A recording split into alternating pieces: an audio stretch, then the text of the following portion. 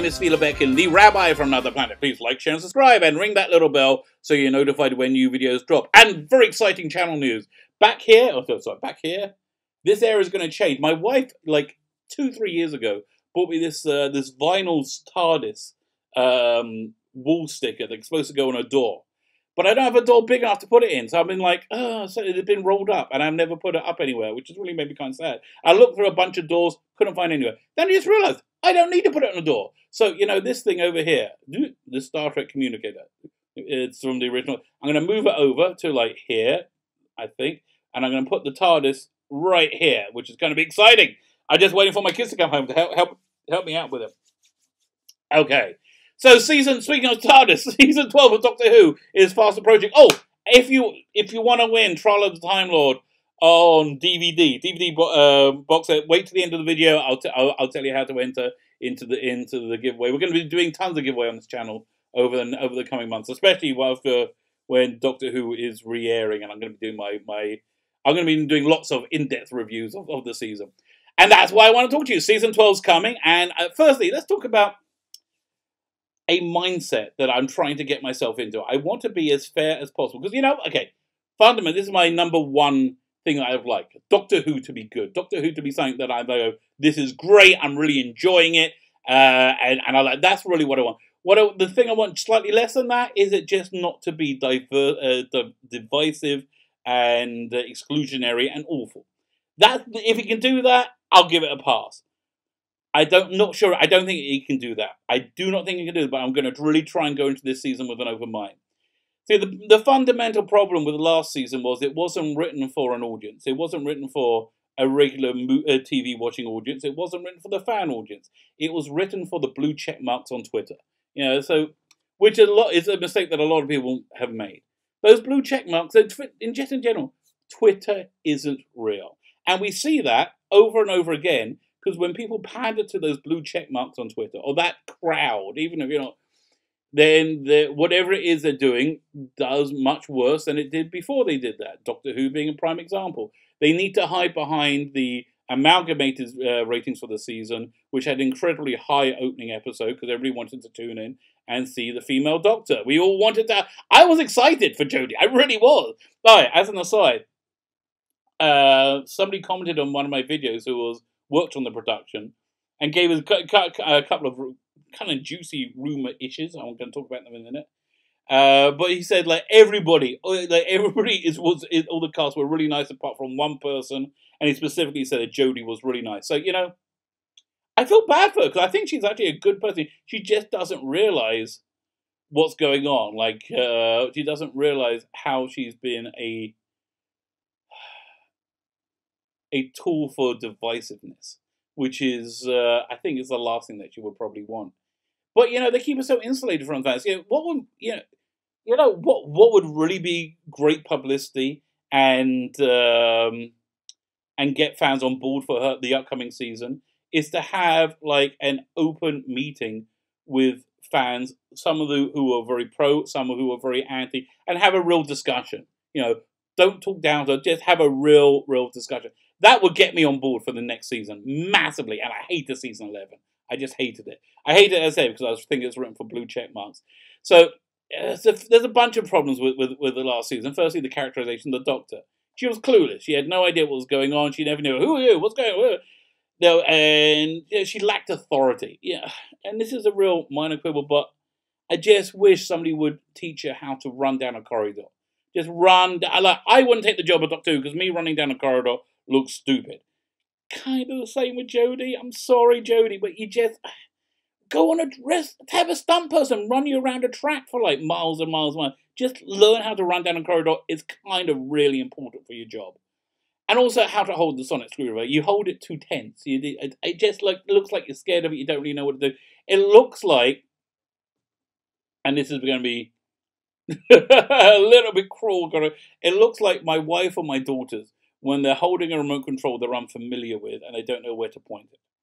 But somehow my sons always know where to point the remote control. My daughters are always kind of scared, like, ah! And that's kind of how I feel with Jodie holding the sonic screwdriver. She's like, it's a magic wand! And she doesn't really know what it is.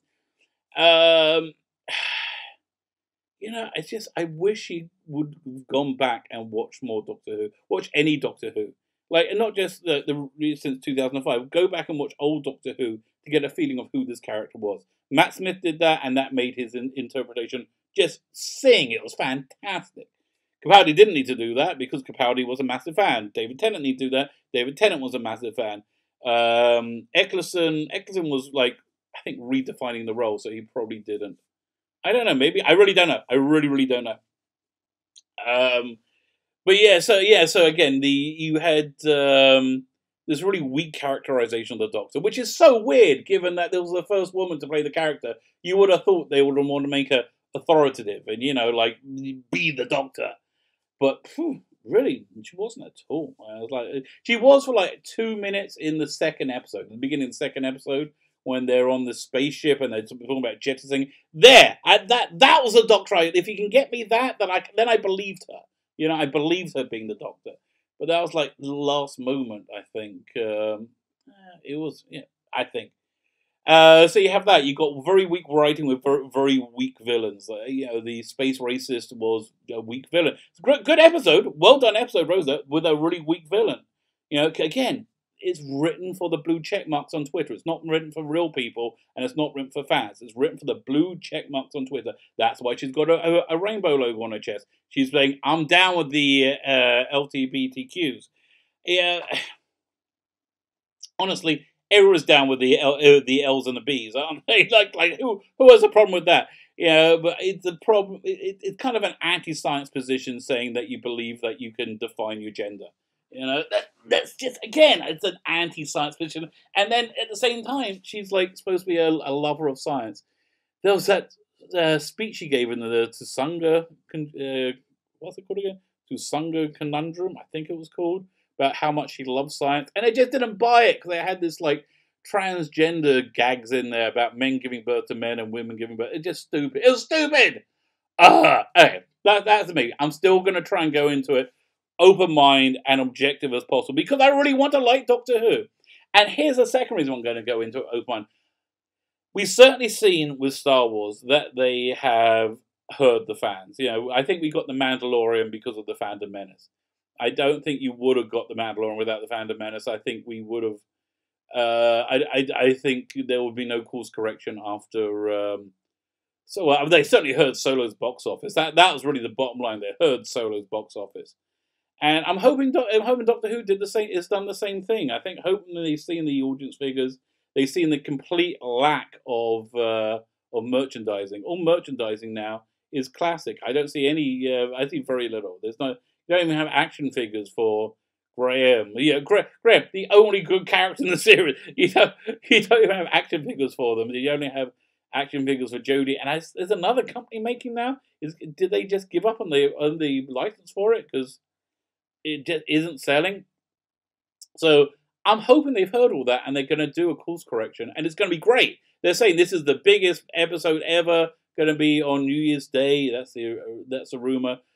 New Year's Day episode, then going on to Saturdays after that, and I'm kind of glad it's coming soon because part of me really just wants it over. My guess is that she's going to last the season and she's going to film a Christmas special or a New Year's special in which she'll regenerate, and we'll be done. So we're like, what? We're 12 episodes away from the end of, hopefully the end of the Chibnall era. But yeah. It's just so hard to believe that's what they're going to do because I'm getting first thing they're making for the BBC. BBC has a diversity checklist which they hire by, which is disgusting. Again, nobody should be hired or fired. Someone's skin color shouldn't come into one's hiring. One's hiring practices. Yeah, fine.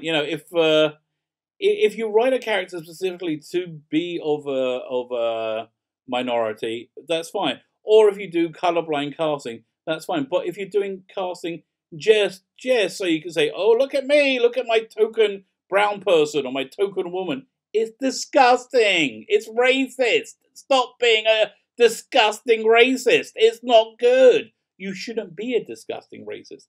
Being a disgusting racist is bad.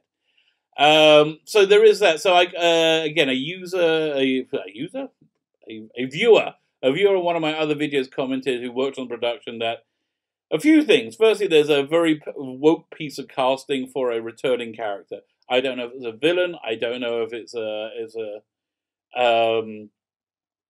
ally. We have to wait and see, I guess. And so, but that doesn't bode well. Yeah, but again, I don't really hold that against them. They can still get over it. I just really want it not to be awful. I'm really sure it's going to be. So you got that. There's another rumor that there's going to say this is the Doctor had many regeneration cycles, and this is just one of them. And before he was a man, he was a woman, which was just like doesn't really work. You know, again, I have to see it in context. Yeah, this side also said that the diversity in front of the camera doesn't extend behind the camera, and especially if you're a woman, they have a bit of a hard time. I was like, really? I can't. You know, I think the only place that really happens is the entertainment industry, which is just so insanely vile. So that's another rumor. Another rumor is that she's going to chide her former male selves of toxic masculinity. Possibly David Tennant will be in that episode as well. None of this bodes well, but again, I'm trying to go into this with an open mind. I recommend everybody does that. You know, it's a Jewish concept, being dam l'chatzchut, which is viewing people favorably. It's actually a really good thing to do. It makes you a happier person.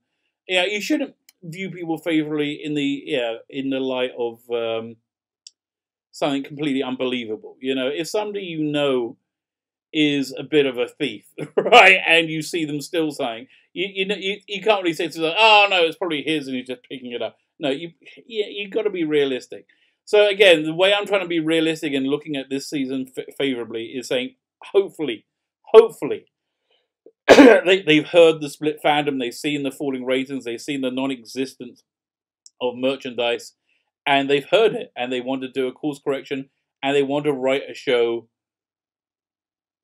for an audience, for a mainstream audience, or for fans. They don't want to write it for the blue check marks on Twitter. Oh god, the new writers they announced didn't really get for you. Constantly, like, stop hiring all these political playwrights. You know, hire people who write science fiction. That might be good. The only person who wrote science fiction, or the new writers, did a Discovery of Witches, which I never saw, which is a testament to how dull a Discovery of Witches looked like. It's starred one of my favorite actors. Is it Matthew Good? I don't know. I like him in it. He played Ozymandias in the Zack Snyder Watchmen. I really like him in anything I've seen him in it. He was also in The Crown, the second season. I really enjoy his performance. And it's got witches in it. You know, it's got magic and stuff. And I still looked at it and went, oh, that's kind of boring. So, you know, that doesn't really fill me with confidence. But still, I am trying to look at this, going with an open mind, going with optimism, and hoping they're not going to stomp on me and crush me. My name is Fila Beck and the Rabbi from... Oh, I forgot! My name is Fila Beck and the Rabbi from Another Planet, but that's not what I wanted to say right now. What I want to say right now is, if you want to win Trial of a Time Lord on DVD, I'm getting the Blu-ray of it, hopefully it's arriving on Sunday. If you want to win Trial of a Time Lord on DVD, all you need to do is like the channel, subscribe to the channel, like, share, and comment. You can comment here, you can comment on Facebook, on Twitter, wherever, with the hashtag 6EOnTrial, SIXIEONTRIAL. And then I will put all the people who put the hashtag in. Only 2 people have done so far. And whoever wins will get the copy of Trial of Time Lord. Next giveaway is going to be a poetry one. Going to be Dalek War, which consists of Planet of Daleks and Frontier in Space. And then after that, I got a bunch of David Tennant ones to give away. So again, basically, as the Blu-rays come out, I'm giving them away. So, you know, something to look forward to there. My name is Fila Beck, the Rabbi from Another Planet. Let me know what you think. If you disagree with me strongly, please let me know. Or if you agree with me strongly. And if you just want to say, Svi, you're a handsome and brilliant man, I'm fine with that too. Thank you for listening and have a good day.